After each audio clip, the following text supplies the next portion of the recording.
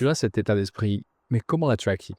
Je ne sais pas si c'est ça que tu appelles la Mamba mentalité, mais comment tu l'as développé? Et ça a Alors, commencé quand? en fait, ça a débuté entre le collège et le lycée, parce que beaucoup des gamins contre qui je jouais venaient des quartiers difficiles. Du coup, ils me regardaient en se disant « Ok, ce gars est soft. Il vient de la banlieue de Philadelphie, son père a joué en NBA, il a été pro, La vie la facile. vie facile, privilégiée, ce genre de choses, tu vois. » Donc, ils pensaient pouvoir se permettre de jouer plus physique ou de m'intimider. Ils essayaient des trucs, mais ils pouvaient pas. Non, car je me suis dit « Bon, tu veux t'en prendre à moi? Je vais te devancer. Je vais trouver un bon moyen de te faire plier mentalement. De te montrer que non, j'ai le dessus. » C'est là que tout a commencé pour moi. J'ai dû apprendre à prendre le dessus sur mes adversaires. Et tu faisais quoi pour atteindre leur mental à l'époque? Eh bien, en fait, il y avait un camp auquel j'avais l'habitude d'aller. La première fois, je devais être en deuxième année de lycée.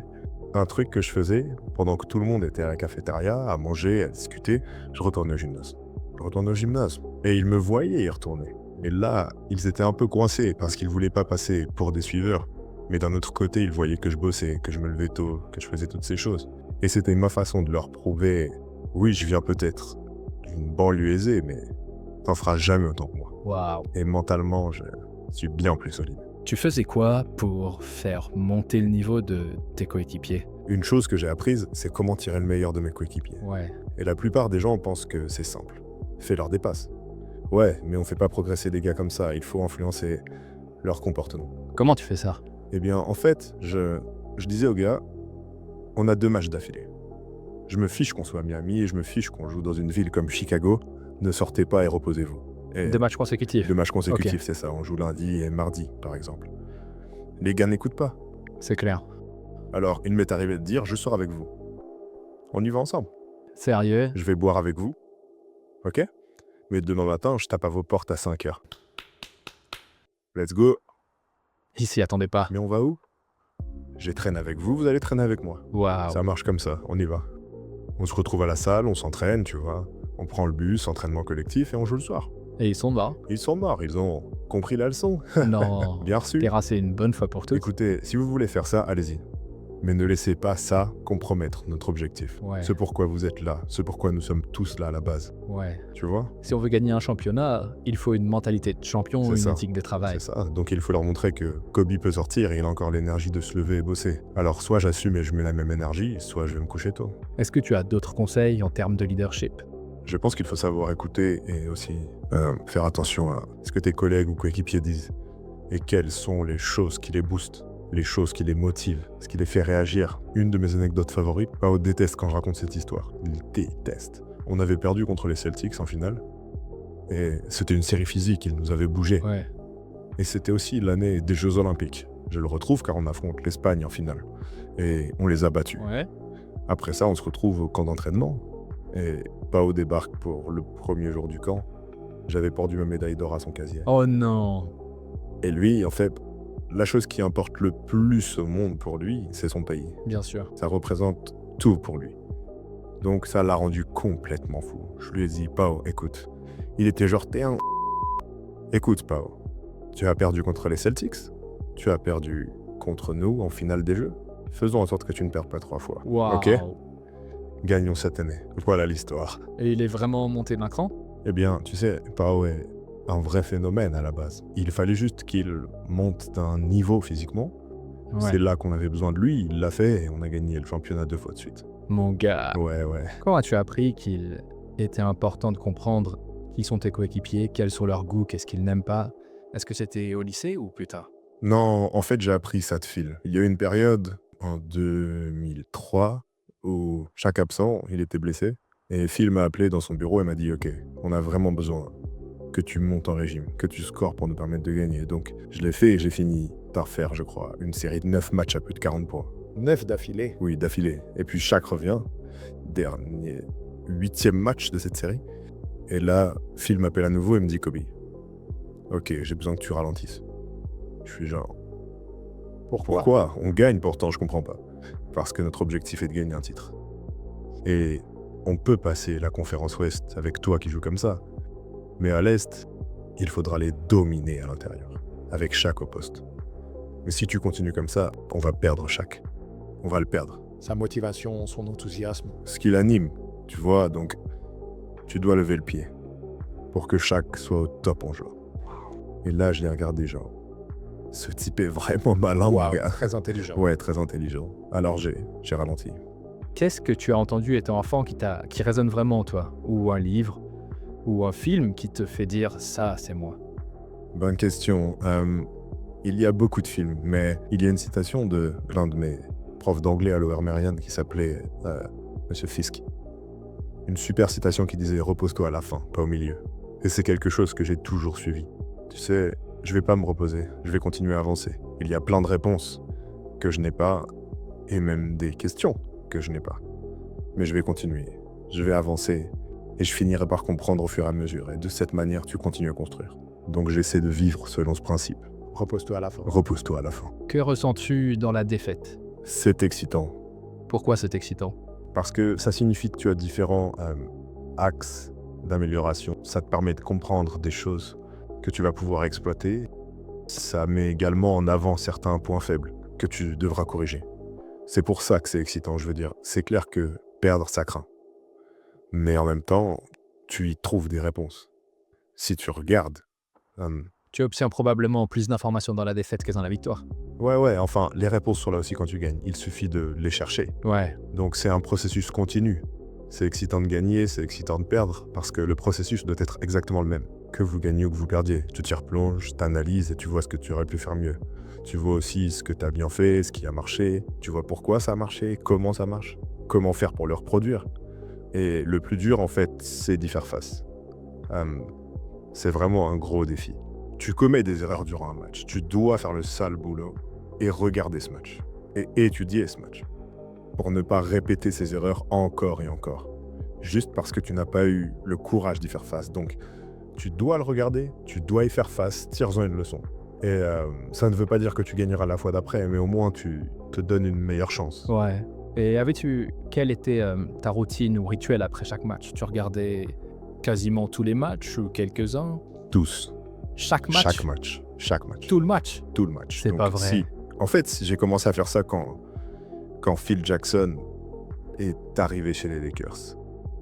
Un des coachs adjoints, son nom était Tex Winter, et je l'appelais Yoda. Il avait environ 82 ans à ce moment-là. Waouh. Et il était chargé de m'apprendre l'attaque en triangle. T'avais quel âge? J'avais 21. 3, 4 ans NBA ou... C'est ça, ma 4e année NBA. Ok. Et donc, je vais dans sa chambre. C'est une époque où il n'y avait pas d'iPad ou de trucs comme ça, tu vois. Donc, en déplacement... T'appelles la réception? Ouais, tu devais appeler la réception et il t'amenait la télé. C'est ça. Avec le truc, tu sais, le truc roulant, le magnétoscope, et tu mettais la cassette dedans. Et je pensais qu'on allait regarder ce qu'on appelle les prises de balle. Donc, regarder les moments où tu as le ballon en main, toutes les décisions que tu prends, bonnes ou mauvaises. Non. On regardait le match du début Oh mon à Dieu. la toute fin. Et pas la retransmission télé. On regardait le retour vidéo de la salle. Les échauffements, les temps morts. Incroyable. Ouais, rembobiner, faire pause, lecture rapide, retour, ralenti. Tous les petits détails. Chaque match de cette saison. Avec ce bon vieux Yoda. Oh mon Dieu. Qui est également très honnête et sans filtre. Qu'as-tu appris cette saison-là? Ça m'a appris à regarder les détails. Observer toutes les subtilités. Tu sais, observer le langage corporel, tu vois. Observer l'énergie entre les joueurs, notre équipe et l'autre équipe. Ouais. Regarder les tactiques. Analyser la stratégie globale et voir comment elle se manifeste tactiquement sur le terrain. Et le fait d'avoir vu autant de vidéos m'a donné la capacité de vivre les vrais matchs comme si je regardais une vidéo. Ok. J'arrivais à voir bam bam bam bam bam, parce que souvent les matchs s'emballent. Mais si tu t'entraînes à regarder des heures et des heures de vidéos, le jeu ne va plus aussi vite et tu peux maintenant détecter qui a fait quoi et pourquoi. Alors tu es en mesure de placer les gars aux bons endroits en temps réel. Waouh. T'es un des meilleurs de l'histoire. Avais-tu un point faible? Le défi pour moi a toujours été la compassion et l'empathie. C'est de savoir se dire, ok, ces gars ont une vie en dehors du basket. Il leur arrive Il leur d'autres arrive choses. d'autres choses, ouais, et ça peut affecter leur façon de s'entraîner, ou même leur performance. Et c'était dur pour moi de comprendre ça, car vraiment rien ne m'atteignait. Tu sais, aucun problème personnel n'a jamais affecté Tu mon l'as jeu. bien compartimentalisé. Vraiment bien. Donc je ne comprenais pas pourquoi mes coéquipiers n'en étaient pas capables, jusqu'à ce que je travaille dessus. De quoi es-tu le plus fier de tes 20 saisons? Franchement, ça va Ça peut sembler banal, mais je dirais battre les Celtics au match 7. C'est de ça que je suis le plus fier, parce que c'était le plus dur. Tu sais, tu joues contre Rajon Rondo, Paul Pierce, Kevin Garnett, Des All-Stars. Ray Allen, et tu sais, c'était moi, Pao, et des joueurs que les autres équipes ne voulaient pas. Et il fallait déterminer la marche à suivre en tant que groupe. Et la raison pour laquelle j'aime tant cette série, c'est que nous perdions 3 manches à 2 contre Boston. Et il reste 2 manches à jouer à domicile. Je me souviens être assis dans le vestiaire et ils venaient nous écraser sur ce match. Donc, on est dans le vestiaire et c'est vraiment très calme. Je suis là, je regarde autour de moi et ils nous avaient déjà battus en 2008. On est censé se venger et on se fait encore marcher dessus. Donc, d'un coup, je commence à rire. Puis je me souviens, Derek Fisher me regarde déjà. Et Lamar me regarde, me lance quoi? Qu'est-ce qu'il y a de drôle? Je sors, ils nous ont mis de ces raclés. Ils nous ont vraiment massacrés. Ils ont vraiment pas trouvé ça drôle. J'ai dit, écoutez les gars, si en début de saison, vous avez dit, il vous suffit de gagner 2 matchs à domicile et vous êtes champion NBA, vous auriez signé? Ouais, Eh bah ouais, évidemment. c'est tout ce qu'on a à faire. Ouais, À domicile, 2 matchs. Et on est champion NBA, il suffit de gagner 2 matchs d'affilée, c'est tout. On gère le premier match et je vous promets qu'ils ne gagneront pas le match 7 sur notre terrain, ça n'arrivera pas. Puis l'ambiance a changé. Alors on y est allé et on a assuré. Mais ce match 7, c'était... Nous étions menés de 15 points au 4e quart. Et c'est là qu'on doit se rassembler et on doit se regarder les uns les autres. L'état d'esprit de l'équipe doit être beau. Car c'est dans ces moments-là que les équipes se fracturent. Si l'énergie entre chacun des gars n'est pas bonne, si la confiance n'est pas là, c'est fini.